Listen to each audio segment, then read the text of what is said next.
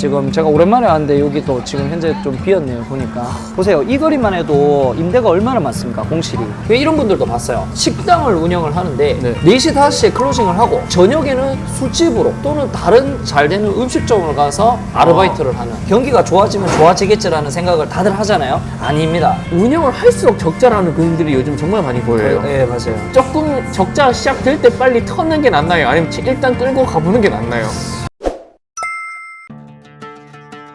아이고, 안녕하십니까. 네, 안녕하십니까, 피디님. 동성로에도 지점이 있어서 오늘은 여기서 한번 찍어보려고 왔습니다. 네, 맞습니다. 저희 직영점이고 리뉴얼해서 오픈한 지는 지금 한 6개월 정도? 죄송한 말씀인데 뭘 죄송합니까 또? 동성로가 좀 경기가 안 좋지 않나요?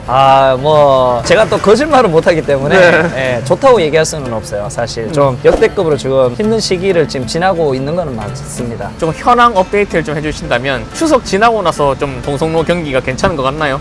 아니요. 아니라고요? 네.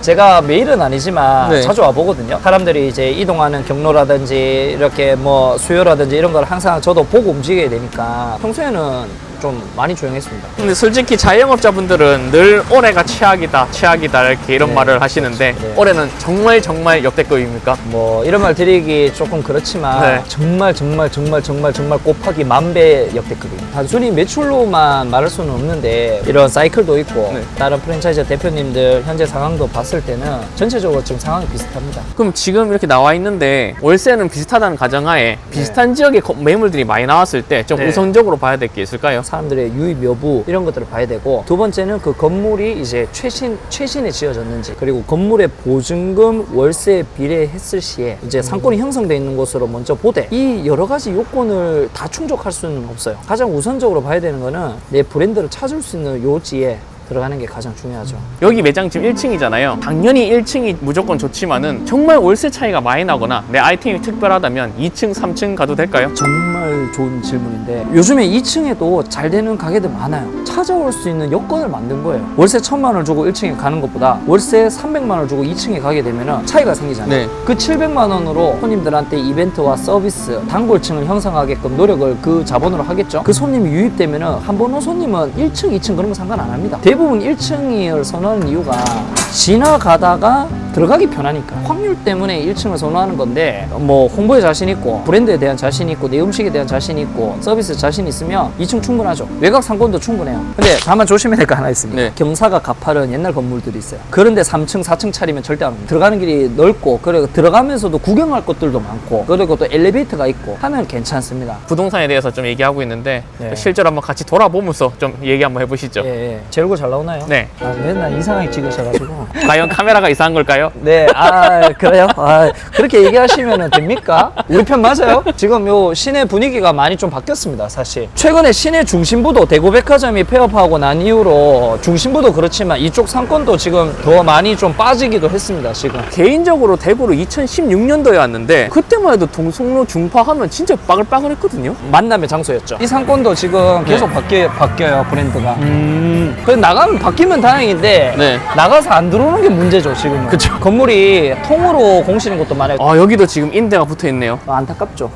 심지어 분할 가능이라고 돼 있어요. 그렇죠. 옛날에는 뭐 권리금을 뭐 몇 억을 주고서라도 이제 진짜 들어올 사람들이 넘쳤는데, 쪼개서 이렇게 임대를 넣을 정도로 현재 지금 분위기가 지금 그렇습니다. 영업을 하고 있었는데 지금 제가 오랜만에 왔는데 여기 또 지금 현재 좀 비었네요, 보니까. 동성로 상권도 결국에는 같은 걸로 계속 밀고 나가니까 새로운 변화가 필요한 시점이 온 거죠. 보세요. 이 거리만 해도 임대가 얼마나 많습니까, 공실이. 참 보다 보면 공실이 많긴 한데 네. 건물주분들 입장하면 또 무조건 내리기도 참 어렵겠어요. 건물 가지시는 분들이 이제 임대료가 곧 자기 건물의 가치이기 때문에 네. 건물 가치를 내리는 일이잖아요, 임대료를 맞추는 게. 그래서 사실상 쉽지가 않죠. 좀 고통을 감내를 해야 됩니다, 같이. 예. 그래서 지금 당장 건물을 매각할 게 아니면 앞으로를 위해서 상생할 수 있는 방안을 찾아주는 게 저는 좋지 않을까, 개인적으로 그렇게 생각을 합니다. 그러면 차후에 또 올라가니까요. 지금 안 좋은 상태에서 계속 그거를 유지를 하면 결국은 이 건물도 하나의 콘크리트일 뿐이잖아요. 그렇죠. 주변에 이렇게 잠깐 보고 왔는데 문을 안 여는 곳도 많아요, 지금. 음식점은 사실 아무래도 지금 이 시간에 클로징을 하는 이유는 매출이 생각보다 좋지가 않아서 일부 휴업을 하고 점심에만 장사를 하고 오후에는 다른 투잡을 하는 코로나 때까지만 하더라도 네. 쉐쉐에서 으쌰 했던 대표님, 사장님들이 점심까지만 장사를 하고 저녁에 이제 투잡을 하는 안타까운 현실이죠. 주로 사장님들은 좀 어떤 투잡을 좀 하시나요? 그래도 대리운전 하시거나 물류 알바 하시는 분들도 계시고 이런 분들도 봤어요. 식당을 운영을 하는데 네. 4시, 5시에 클로징을 하고 저녁에는 술집으로 또는 다른 잘 되는 음식점으로 가서 아르바이트를 하는 이중 활동을 하시는 분들도 많습니다. 끝나고 또 새벽 시간을 이용해서 배달, 나 홀로 자영업을 할 수 없는 매장의 크기가 있습니다. 우리 평소같이 40병대가 넘으면 네. 사실 혼자 운영하기가 쉽지 않아요. 카페도 쉽지 않습니다. 차라리 문을 닫고 전기, 인건비 이런 식재료를 아끼고 손실을 메꾸는 거죠. 근데 요즘에는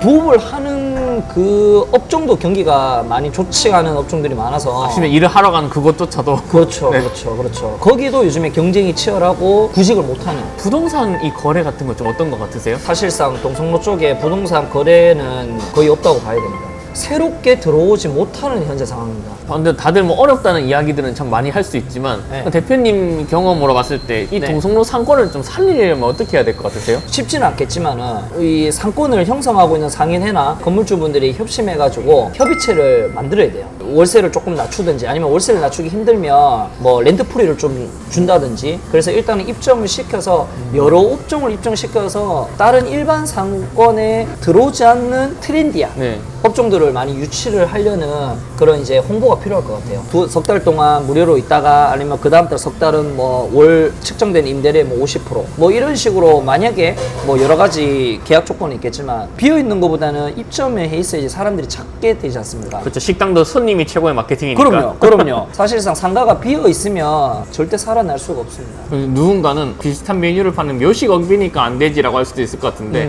실제로 좀 어떤 다른 업종들도 좀 불황인가요? 의류 그리고 전자상거래, 마사지샵, 미용실 좋지가 않습니다. 최근에 핫했던 탕후루가 이 동성로에 굉장히 많이 오픈했거든요. 네. 여러 브랜드가 그 한 군데 빼고 다 폐업했습니다. 핫한 아이템일 거라 우리 예상을 했잖아요. 네. 근데 작년 이맘때만 하더라도 어마어마했습니다. 1년도 안 된 사이에 아직 계약 기간이 남아있을 거 아니에요. 그쵸. 근데 그 계약 기간을 포기해서라도 폐업하고 있는 게 현실이에요. 운영을 할수록 적자라는 글들이 요즘 정말 많이 보여요. 네, 맞아요. 조금 적자 시작될 때 빨리 터는 게 낫나요? 아니면 일단 끌고 가보는 게 낫나요? 이 의견이 많이 갈리더라고요. 내가 지금 브랜드를 키우고 있다. 네. 그럼 끌고 가야죠. 끌고 갈 만한 재정적인 여유가 좀 있고 내가 이제 앞으로의 비전이 있으면 무조건 끌고 가야죠. 근데 버틸 힘이 있느냐 없느냐의 차이인데 만약에 예를 들어서 지금도 현재 빚에 허덕이고 있고 어쩔 수 없이 하고 있다라는 느낌이 들면은 빨리 생각을 다시금 하셔야 됩니다. 경기가 좋아지면 좋아지겠지라는 생각을 다들 하잖아요. 매출로 오겠지라고 생각하잖아요.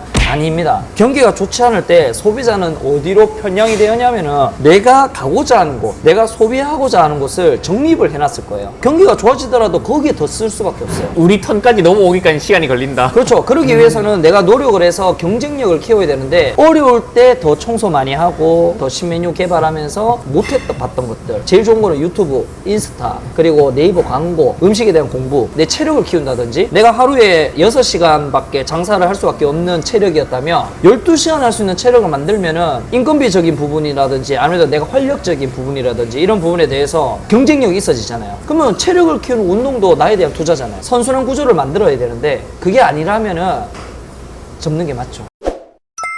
오늘 이렇게 한 바퀴 돌아보셨는데 현실을 알고는 계셨지만 또 돌아보니까 좀 어떠세요? 마음이 좀 안 좋죠. 같이 이제 동고동락했던 사장님들도 계시고 코로나 시기 같이 이겨낸 분들도 계신데 아무래도 좀 마음이 안 좋죠. 개인적으로 이제 장사를 하실 때랑 프랜차이즈 대표가 되시고 나서 좀 이렇게 부동산이나 건물을 좀 보는 시각이 달라진 게 있다면? 일단 개인적으로 제가 이제 뭐 장사를 할 때는 하루하루 매출에 집착을 했습니다. 또는 이 상권이 어떤지 전혀 그런 거 개의치 않았고요. 광고하지 않아도 그냥 내 음식이 맛있으면 그 손님이 소개를 하고 또 들어오겠지라고 막연한 그런 생각만 하고 장사를 했었고 브랜드를 만들고 제가 이제 브랜드 대표가 되고 전주님들이 계시고 하다 보니까 이제 부동산을 바라보는 시각이 이 상권이 가지고 있는 장점이라든지 이 상권이 가지고 있는 발전성이라든지 지금 현재 상황을 내가 다 브리핑할 수 있어야 되기 때문에 좀 더 이제 챙기고 조금 더 찾아보고 저는 상권을 하나를 볼 때 단순히 그냥 하루 이틀 가는 게 아니라 점심에 계속 가 있고 비 오는 날 가보고 또 날씨가 좋은 날 가보고 안 좋은 날 가보고 다 해보거든요.